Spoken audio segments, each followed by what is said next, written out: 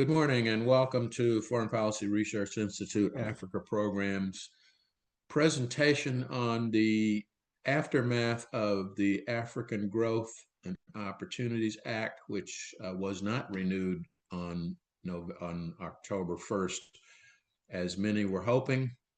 We have with us this morning a distinguished panel of people who are quite knowledgeable of the situation, and we hope to break it down for you, to give you some idea of the potential impact of the demise of AGOA. But before we get into that, I'd like to welcome the audience and point out to you that while these programs from FPRI are free to you, they're not free to us, and so we encourage those of you attending who are not members of FPRI to consider membership, or to consider at least a small donation to keep these programs going on your behalf.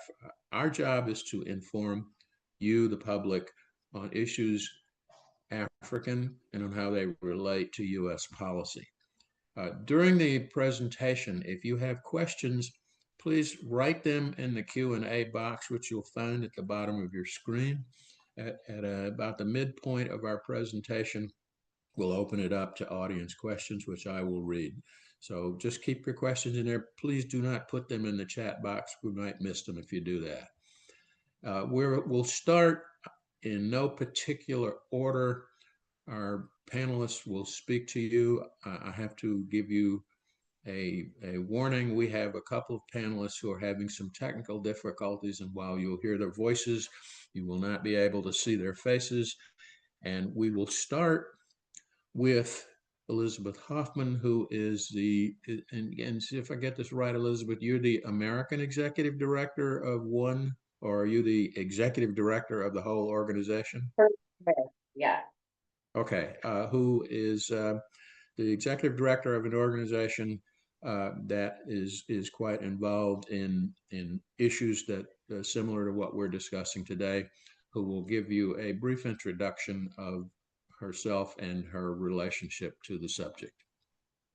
All right. Well, thank you so much, Ambassador. Really pleased to be here. So as you mentioned, I'm the Executive Director for North America of the One Campaign, and we focus on promoting healthier lives and economic opportunities in Africa. So we've been closely following AGOA, right? And the unfortunate lapse that happened at the end of September. And just, I mean, a bit of a state of play, I suppose, of the last year. You know, last December, there was a scramble to try to get AGOA reauthorized before the former administration walked out the door. Unfortunately, that was unsuccessful. But there was the short-term extension that kicked it to September. And you know, we've heard various signals. There was obviously a statement by President Trump's Africa envoy, Masad Boulos, that he supported the African Growth and Opportunity Act, but that didn't translate into congressional action. And really what we've heard is there needs to be, that there is bipartisan support for a temporary extension while Congress looks at how to reform. And AGOA, I mean, I think at this point, you know, it is ripe for a rethink, but time is of the essence, and it shouldn't lapse kind of while that rethink is happening. So our push has been for a short-term extension while additional work is done to kind of reimagine the program and potentially expand and enhance it. But unfortunately, now we're just in a point of lapse. And like I said, despite the bipartisan support on both sides of the aisle, really what we've heard is that there has not been kind of the strong indication from the administration that Congress needs to feel confident to send this forward, that they would support and sign on to a short-term reauthorization. So that's kind of the situation that we find ourselves in now. The opportunities for reauthorization are quite, even a temporary extension, are quite limited. You know, we have a couple of must-pass bills before Congress, the National Defense Authorization Act, which should be taken up in the next couple of weeks, but we have no indication that an AGOA extension will be on that. So really, we're looking at the next opportunity being whatever the funding vehicle is for the rest of the fiscal year, which will either be taken up some point this month or in January. And again, we continue to engage and push for reauthorization. We do think that there's bipartisan support. There's no reason why this shouldn't continue. But the worry is that with the lapse, that businesses obviously have much longer planning runways and like predictability. And that is not typically, unfortunately, how Congress operates, right? It's last minute and sometimes increasingly unpredictable. So even this short-term lapse, we fear will do great damage. And interestingly, I just noted this morning that Jeff Graham, who is the top bureau official for the Global Health Department at State, he's in Africa right now negotiating some of the MOUs for these new health compacts that are supposed to be rolling out over the next several months. And in his statement, in a press statement he made in Kigali, he said, you know, it's notable that US companies are largely absent from the fastest growing kind of consumer market in the world. And again, I think sadly that's true, but without tools like AGOA, that's going to continue to be the case. So hopefully, you know, we'll continue to work on this and hopefully see some progress in the coming months. But I will end my reflections there. Thank you. And next up, we have Beru Lilako, who I hope he has his camera back. We had him briefly there for a moment. Beru, would you do your introduction, please? Thank you, Ambassador Ray, for the opportunity. Still having a problem with my video. I'm at the airport currently, so apologies for that.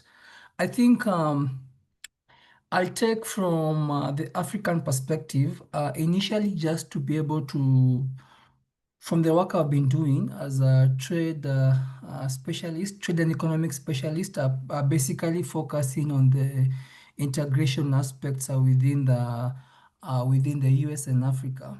As up to November, let's say the end of where we are currently, we don't, there's no specific consideration in terms of, from what we know, there was 1 year extension of which there was no specific authorization towards the enactment.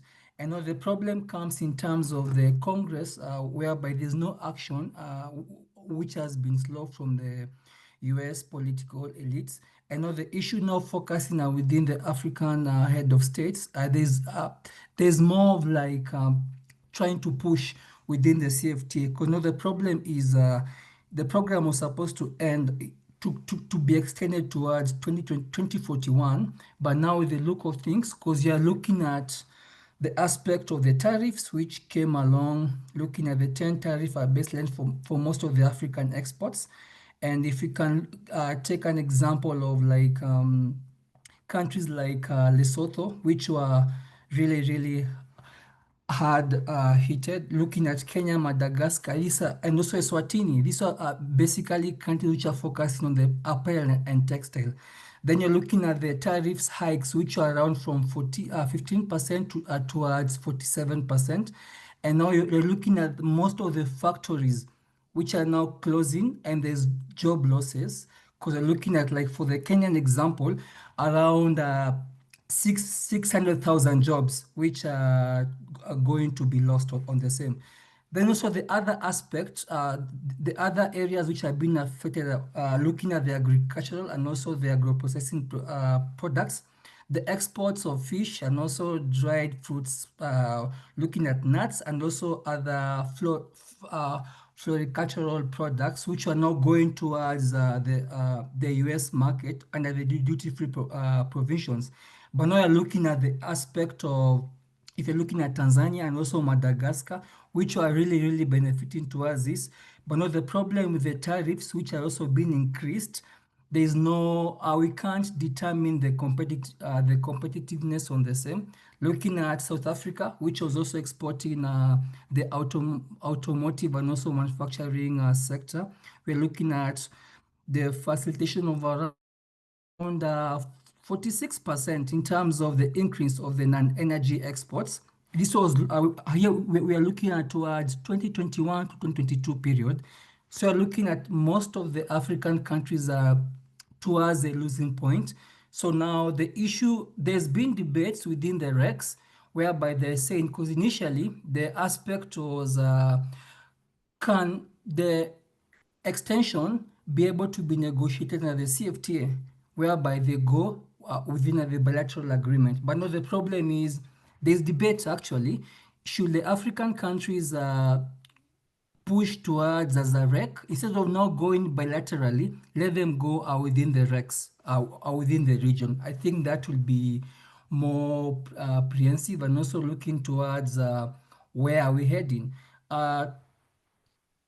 There are debates and also discussions ongoing, but now with the G20, because now President Trump has cancelled his trip, and also VP Vance, his trip also to Nairobi. So again, now most of the negotiation team from the African head of states are now looking towards how do we push on this. So from my understanding, there are some deliberations between the various head of states from Africa and the Congress to see how do we go towards this, how do we push towards this, and also probably because now if you're looking at the major aspects and sectors which are being affected, you're looking at the apparel sector, we're looking at the agro-processing sector. So now there is where the basic issue is. So they're trying to see with the tariff baseline of 10% for most of the exports within the African region, they're trying to see how will they be able to leverage on the same and also pushing on the same with the CFTA aspect using the whole bilateral agreements are going forward. Thank you. Thank you very much. And next up, we have Bob Wakesa, who's the director of the African Center for the Study of the U.S. and also a co-sponsor of this event. Bob, you're on. Thank you very much, Ambassador Ray and fellow panelists. I think my entry into this discussion is basically to consider the African Growth and Opportunity Act and its expiry without reauthorization from a point that it is a big challenge for African economies. I think my colleague Beru and Elizabeth have both articulated the heavy negative impact on motor vehicle manufacturing and export in places like South Africa, basically where the motor vehicle industry has been decimated. In places like Lesotho, economy was greatly reliant on apparels, on the textile industry, and with the collapse of that due to the tariffs, in addition to the expiry of AGOA, that country has just seen one of its key and major source of foreign investment and foreign capital and contribution to the GDP fizzle out. I think the story is pretty much the same across the continent. But those are the negativities, and one can go on and on.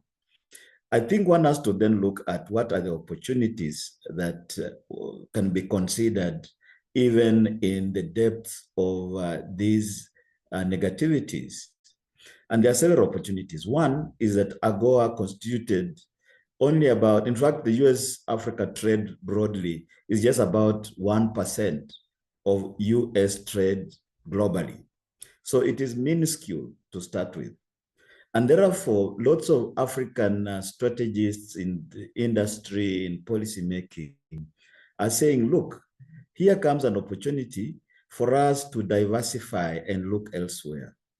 What happened in July, even before the expiry of AGOA, was that China, whose trade with Africa is actually far higher than that of Africa-US, offered zero-rated tariffs on quite lots of products. And so as the US-Africa trade has suffered, China-Africa trade seems to be on an upward trend. What we are also seeing is that European countries under the EU, but also individual countries such as the UK, who also have had difficulties in trade terms with the US, are increasingly looking to rejig, to re-engineer their trade with Africa. The Europeans have a facility called Gateway Africa, through which they want to ramp up trade, for example. And then, of course, there's the whole other area opportunity of intra-Africa trade through the African Continental Free Trade Area. So lots of countries that have seen their capacity to export to the US fizzle out are actually increasingly thinking in the regional economic communities and through the African Continental Free Trade Area. They're looking at how to ramp up export, for example, from South Africa to Egypt, from Mauritania to Kenya or Tanzania, and so forth. Because up to this point, intra-Africa trade has remained at about just 5% or thereabouts. It's also very small. So in addition to looking at other global powers like China, like Europe, countries and regions and continental bodies, including the African Union, saying, why don't we ramp up our African Continental Free Trade Area? Because this is a framework that has been already in place for nearly 4 years.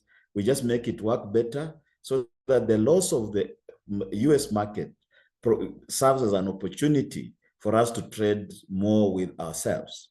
Of course, there are challenges there, including improving transport infrastructure, sorting out non-tariff barriers and so forth, but that is now on the table. But at the same time, there are thinkers and strategists who are saying we should not entirely dismiss the US market, even with the expiry of AGOA. And some of the thoughts are inclined towards what can we still sell to the US? What does the US still need because of the America First policy? And discussions have gone towards digital trade, digital technologies, because the US remains an important player and Africa still needs those, including AI and machine learning and so forth. But the bigger one, in fact, is critical minerals, because the continent is greatly endowed with everything from platinum to lithium and the rare earth and so forth. So the strategies here are saying, because the US has gone transactional, how do we present critical minerals as an area in which the so-called new economy is still needed to serve as an entry into discussions and negotiations with the US? I think I'll stop there for now, and happy to chip in again at a later stage. Thank you. Great, thank you. And next up, Kenneth Simiyu, who formerly worked for USAID. Thanks, Ambassador, and thanks the audience. Yeah, right now I was working with the USAID as an innovation advisor in Washington, DC, and now I'm just doing trade and economic policy consulting. So I agree with what the speakers have said, and I'll not repeat what has been talked about the expiry of AGOA.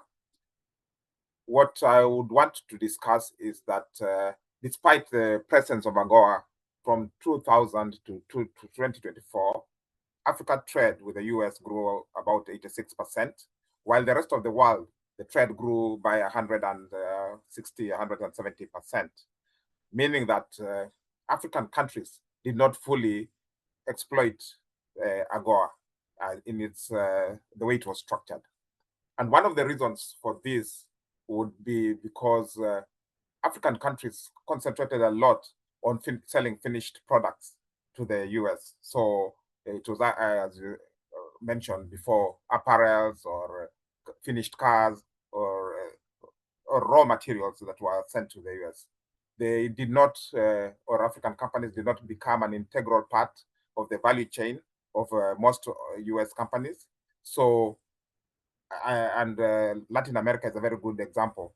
countries in Latin America did not just wait for preferential trade agreements for them to be able to enter the US market, but they saw the US as an integral part of their ecosystem and became part of that ecosystem. So they became part of the value chain, exporting, manufacturing and exporting value products that are needed by American companies.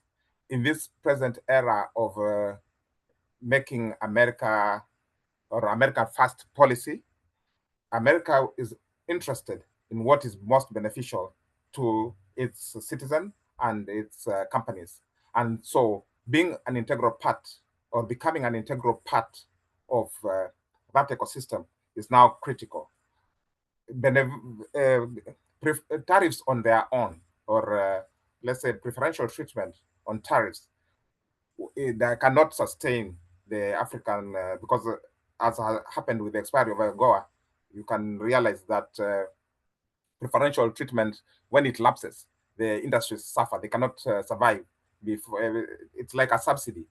So this creates an opportunity, rather than, while it's good to lobby for AGOA to be extended, but this creates an opportunity for African countries to rethink the business model, to become part of the ecosystem, to become a value chain, become suppliers of products that are needed by American companies. This is like auto parts, electronic components, and also back office services that American companies may require.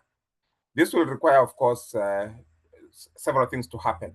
One is to clustering of industries, because American companies will require supply chains that have enough volume and are reliable.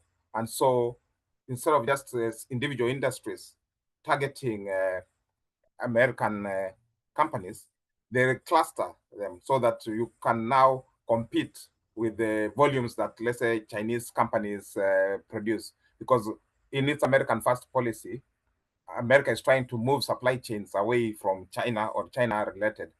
And the only way it can do that is if the supply chain in places like Africa is reliable. And then secondly, the compliance with American standards, because there are so many trade rules that American companies, America has imposed. And so the compliance should not be seen as a nuisance, but African countries should train or provide services to industries so that they can comply with trade rules, rules of origin, and other certifications, phytosanitary certification that are required to export into the US. So I won't talk long, but the way I view it is the expiry of AGOA is an opportunity to pivot from finished products, focus on clustering, become part of the US ecosystem, and move on to a new era where there is even more value than the original sending of finished products. Thank you. Thank you. And next we have Whitney Schneidman from the Brookings Institution. Sir, you're on. Ambassador Ray, thank you so much for inviting me to be on this great dialogue. I apologize, my camera isn't working, but I'm going to make a run at this anyway, because this is such an important conversation. In terms of my background, I was Deputy Assistant Secretary of State for African Affairs when AGOA was passed in 2000. So I've been very engaged in this legislation from its inception to today. And the fact that it has lapsed is both sort of a tragedy, but it's an opportunity, as Kenneth just suggested. Elizabeth referred to the strong bipartisan support that there is in the US Congress for AGOA, and that is true. The Trump administration has called for a one-year renewal of AGOA, and Senator Kennedy from Louisiana has introduced legislation that would extend it for 2 years. Either way, if we get 1 year or 2 years, a 1 year, 2 year extension is nothing more than a holding pattern.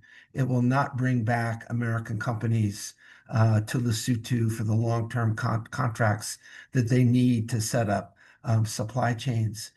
But I think in this 1 year to 2 year period, it gives us an opportunity to really think through how do we make AGOA relevant for the next 25 years?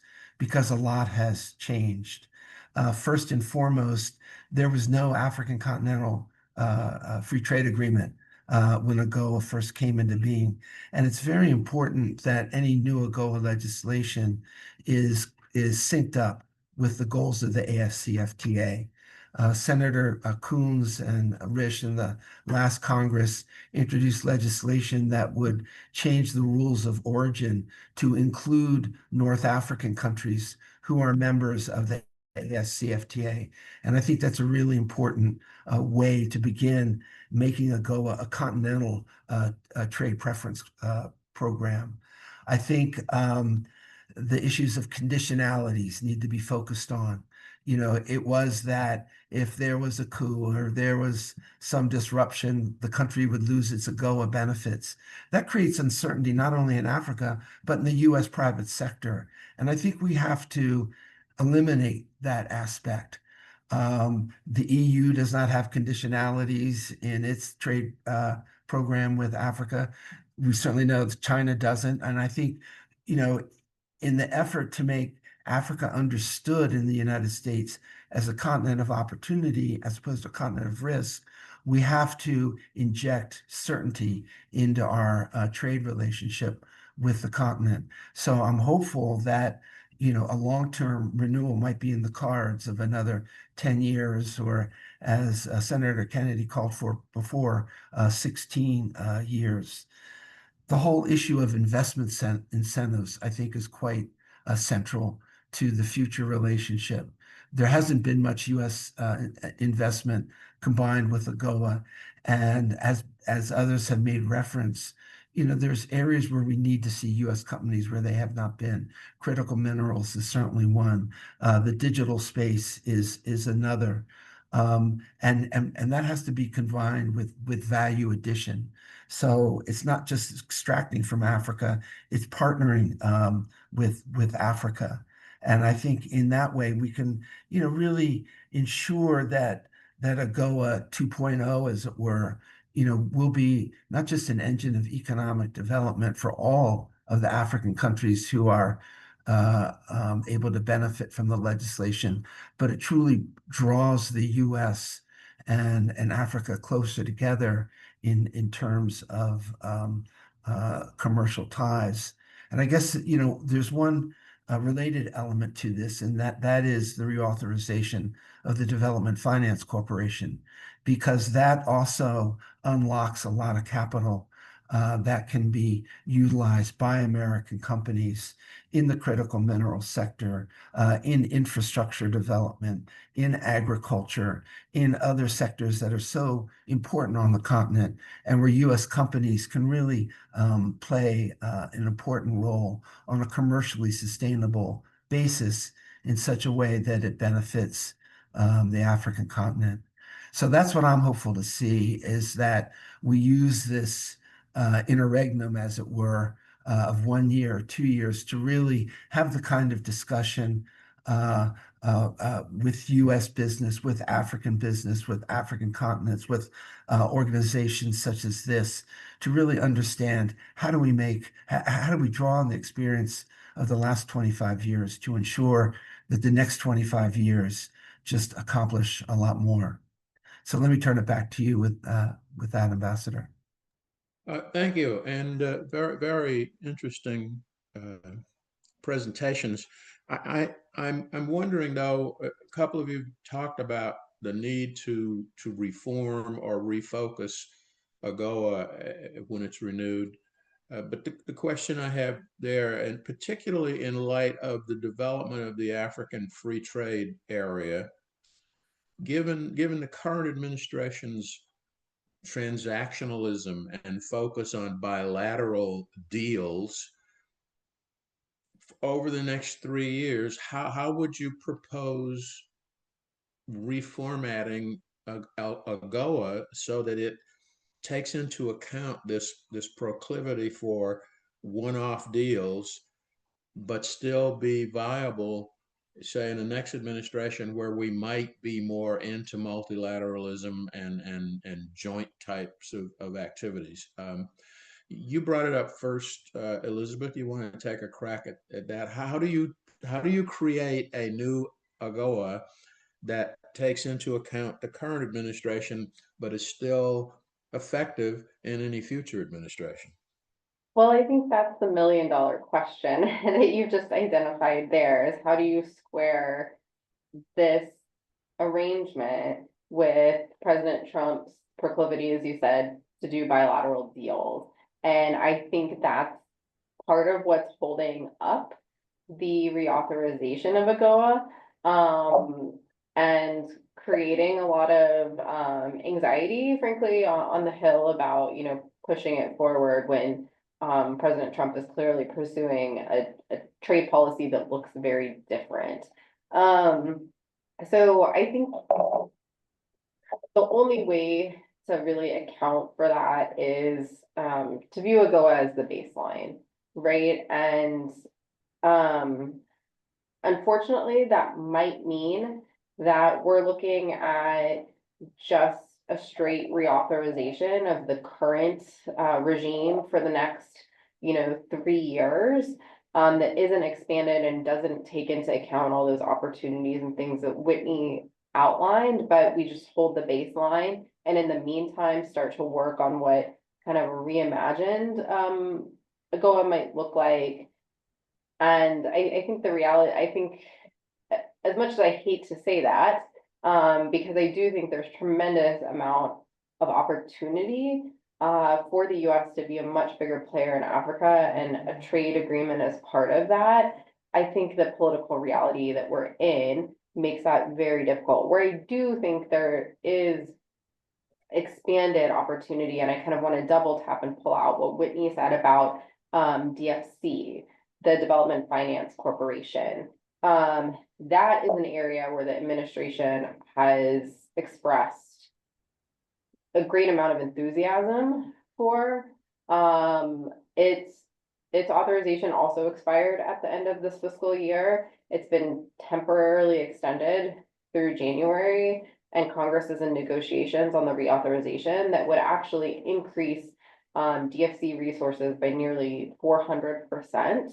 But they're getting hung up on some technicalities, and I fear that, again, if they don't come to agreement on DFC, it's a huge missed opportunity, because with the vast drawdown of, traditional kind of ODA US foreign assistance, trade and investment is one of the key elements of soft power that the US has left in the arsenal, and an expansion of the DFC would really, I think, turbocharge that.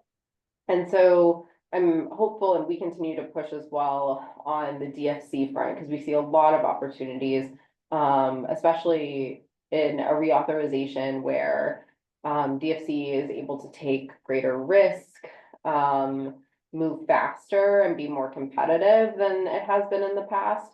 That there's a lot of opportunities for really good investments in Africa that would hopefully bring the private sector. Again, DFC is about partnering with the private sector. So, once the private sector invests, once companies invest in Africa and get over that first hump of initial investment, I think from there, the opportunities will really expand and grow. And I think that DFC could also be key to, I can't remember which panelist mentioned, some of the challenges about inter-African trade with infrastructure and things like that. And that's a sector that DFC could really invest quite a bit in and help kind of lay the groundwork for greater trade within Africa as well as with the United States. But I mean, yeah, it's a really hard question. I'd love to hear other folks' thoughts on it, because it's certainly a challenge in this environment. And I mean, to be frank, though, I don't want to overemphasize the challenge that it is currently. Trade policy in the US has gotten increasingly partisan, or not increasingly partisan, because both sides, it used to be kind of Republican Party was the party of free trade, Democratic Party was the party of labor and more protectionism. Now you have wings in both parties that increasingly are extremely protectionist. And then kind of the middle of both parties that want to see us use our economic and trading power to build relationships and promote American business and whatnot. And so it's not partisan in the traditional Republican versus Democratic sense, but it's factional, let's say. So even despite the challenges I think that this administration presents with, President Trump preferring bilateral deals, no matter what the next administration is, again, the whole landscape on trade has really changed in the US. So it's an uphill battle in any circumstance to get kind of any sort of trade preference or free trade mechanism in place. And so I think we just have to understand that reality and accept kind of some of the limitations and consider AGOA, like I said, as the blanket baseline. And then perhaps from there, there's bilateral trade deals and things like that that go on top of it or enhance it. But I think that's probably the reality. Hey, anyone else want to chime in? Yeah, sure, I can go. Go ahead, Vera.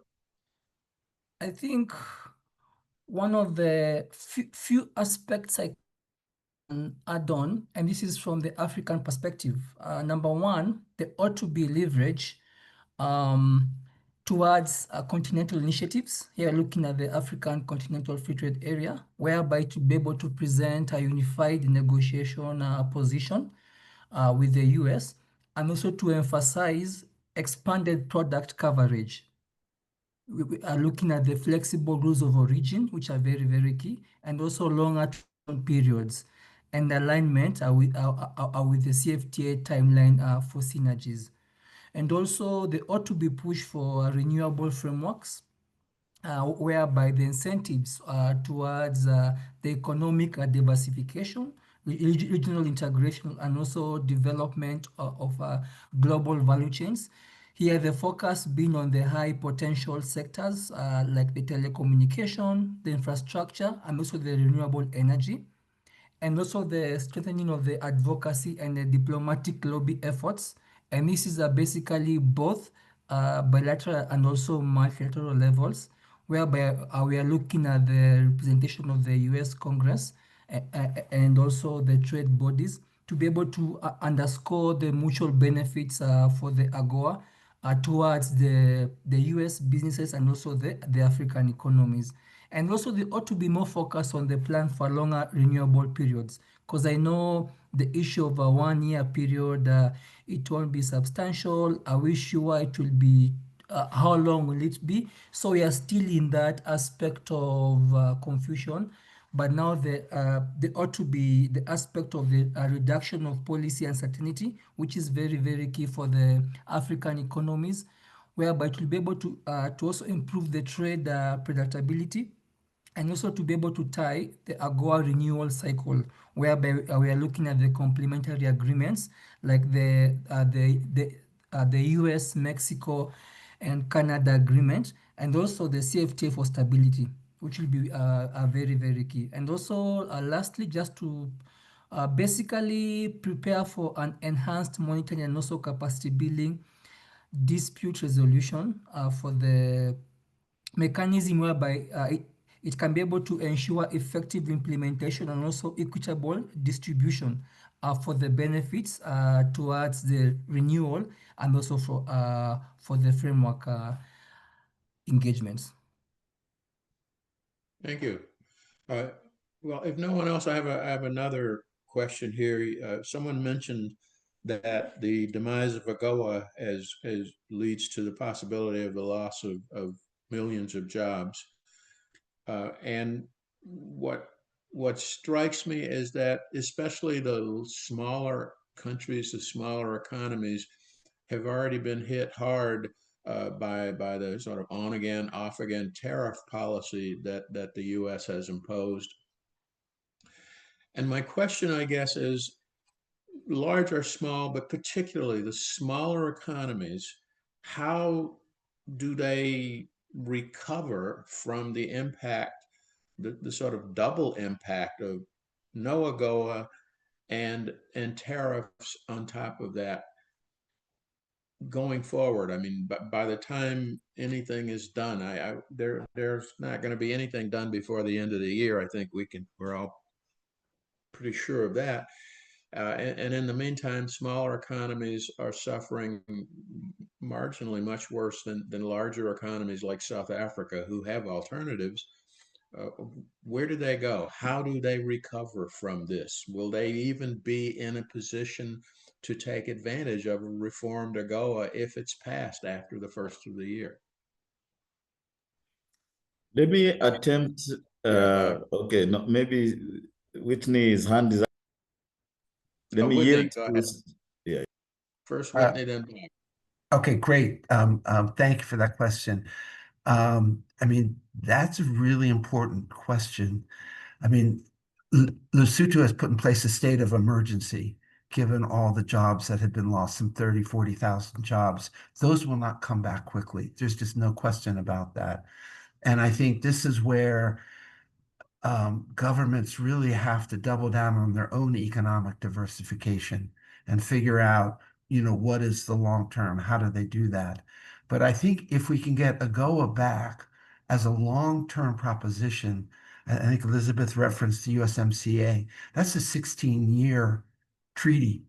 And if we can get AGOA back 10 years, 15 years, 16 years, those companies will come back to places like Lesotho. And I think that's what we have to work for from the US side. I mean, there are other ways. I was involved in Liberia, creating the Liberia Economic Development Finance Company that gives loans to small and medium enterprises. And I think there are ways to reach the smaller commerce folks. But it's a tough one, and there's no easy answer. I guess I would just finish by saying, this is where we need the partnerships going on right now, and governments need to be working with U.S. chambers of commerce, and U.S. companies who are present. We need sort of trade missions, so African governments can identify the strategic sectors. There was recently, several weeks ago, a dialogue between President Ruto and the U.S. Embassy in Kenya that identified 3 critical areas where Kenya wants to see investment. And I think where African governments give that kind of leadership to our embassies, to our chambers of commerce, that really helps to focus where we put our attention and where we put our energy to try to direct that investment. But let me hand it over to Bob, who I also know has some comments on this. No, certainly, and thanks. I think one has to be very pragmatic in these very tough, complicated, and complex times, because as Elizabeth has pointed out, and a few other colleagues, the possibility of AGOA coming back soon is quite dicey. It could, in fact, come back, but it's just very uncertain. So what do small countries do in these circumstances? I think it's to look at the state of play in the changed environment. And what we see there is that the US is now dealing with specific African countries bilaterally. I'm glad that Whitney pointed out that US commerce officials are, as we speak, in several African countries, pushing for bilateral deals. They are in Kenya, they're coming to South Africa. I think there'll be a few other places, perhaps Ethiopia as well. We know that there was that deal that was tied to, critical minerals, as well as, peace and security in the DRC, bringing together Rwanda. So it suggests, one, that there are certain African countries that are linchpins for Africa-US trade. One can point out, Kenya, South Africa, Ethiopia, perhaps Nigeria, although it's complex and so forth. So for smaller economies, there are bureaucracies, there are ministries of commerce, there are presidencies, will have to figure out how to piggyback on US relations with the bigger countries within their regions. And this might not necessarily be government to government, because as an example, South Africa has about 600 US companies operating in this country. And these are the big companies that are under the US Chamber of Commerce.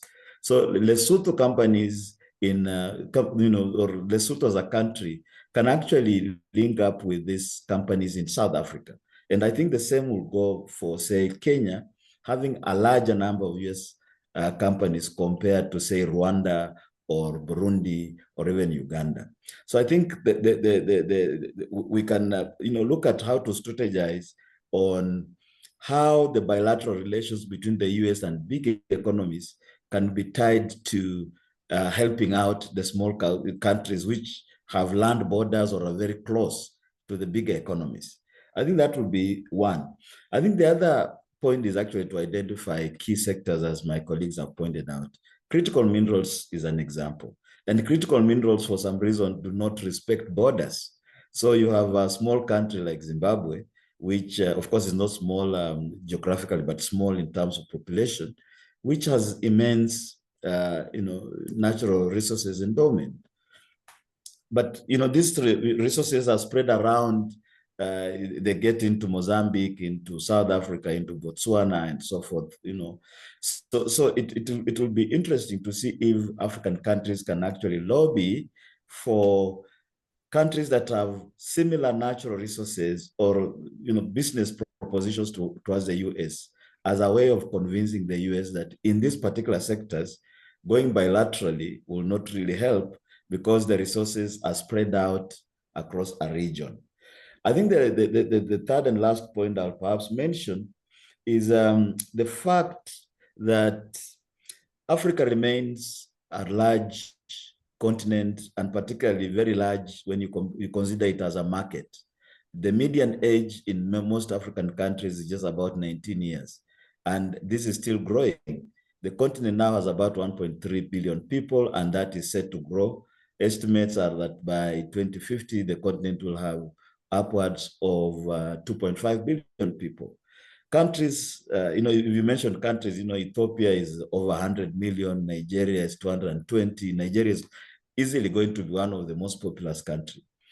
So I think given the transactional nature of the US government, there is a case to be made that Africa remains an important market in terms of consumer numbers, not just today, but this consumer market is going to grow and grow over the next years. So that if you look at regions, one country, South Africa, for example, has about over 60 million people. But if you include Lesotho, Botswana, Namibia, and so forth, the population of the region itself then expands. And sometimes when you want to sell a product as a company, you do not just want to sell to a narrow, smaller country-based population. Your product might be, quite readily attractive across a region rather than at a bilateral level. I think I'll stop there for now. Thank you.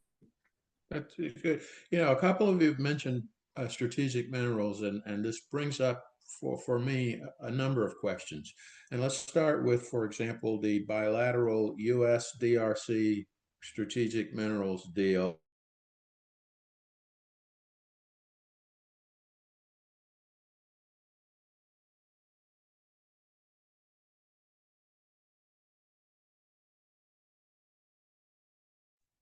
Is it just Charles who's frozen, or it's me? It's Charles. Okay. I'm glad I'm not the only one with computer problems. Right. We can't tell where he was going with the question on critical minerals. Like that. Okay.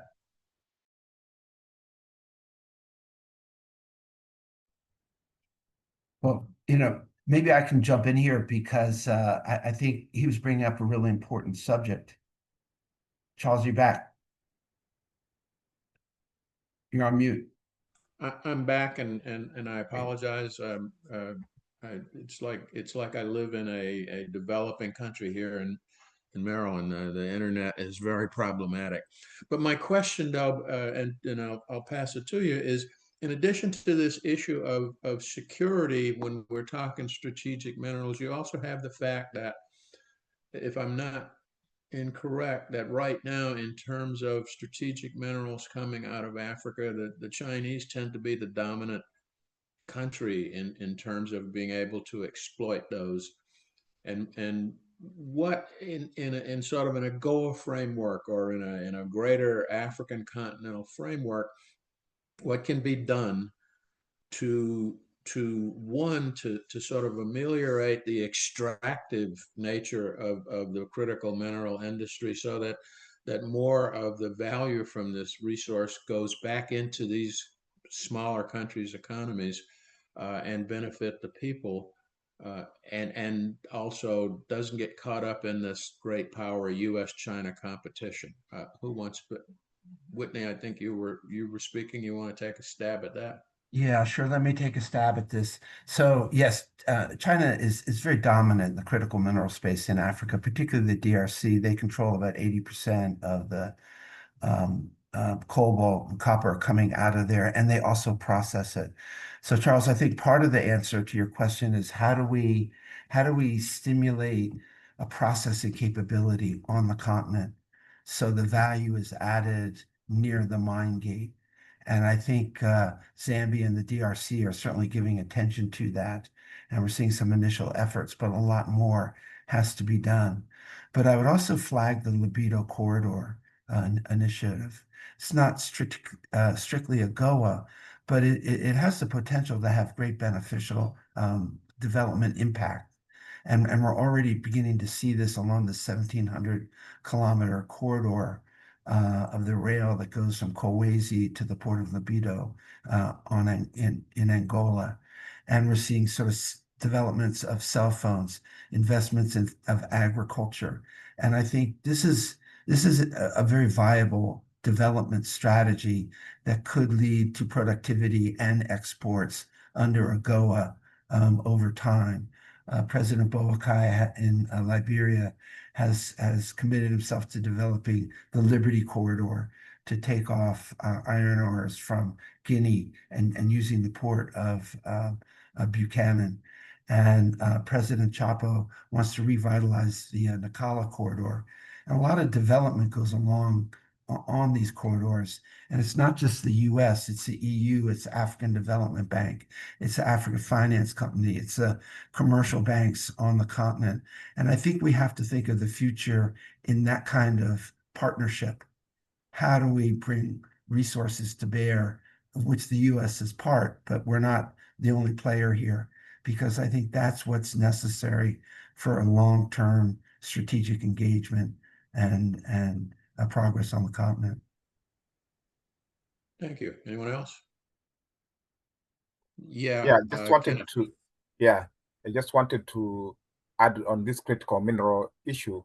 You know, China invested particularly heavily in not just mining, but in the actual entire manufacturing chain from mining. A lot of the critical minerals are considered very dirty. It is very tiresome, very dangerous. They pollute the environment. And so the West typically did not want to get involved in that. It's not as easy as just mining gold and diamonds and others. But that pollution aspect, the dirtiness, the danger, requires significant investment. So that's a whole process from both the mining, processing, and eventually turning it into batteries or whatever components that are needed. And so the scale that it is done and the, let's say, waiving of pollution standards may be necessary for Africa truly to exploit the critical mineral space. Thanks. Thank you. Well, we've come to near the end. I want to thank our panelists. Does anyone have any final comments before we sign off?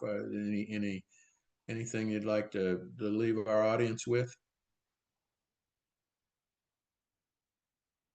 No? Well, if not, thank you all. I want to thank our audience for hanging in there with us.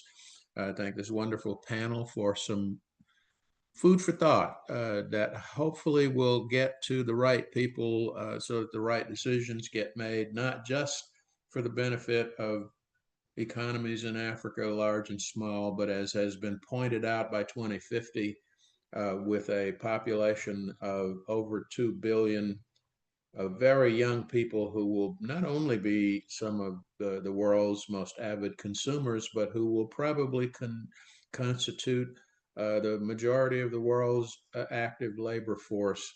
That we need to consider the impact that this will have on the future globally, not just in specific places. Again, thank you all for being with us. Stay tuned for future programs of this kind. Again, I solicit your support for FPRI's Africa program, and a round of virtual applause for a great panel. Thank you all for being with us.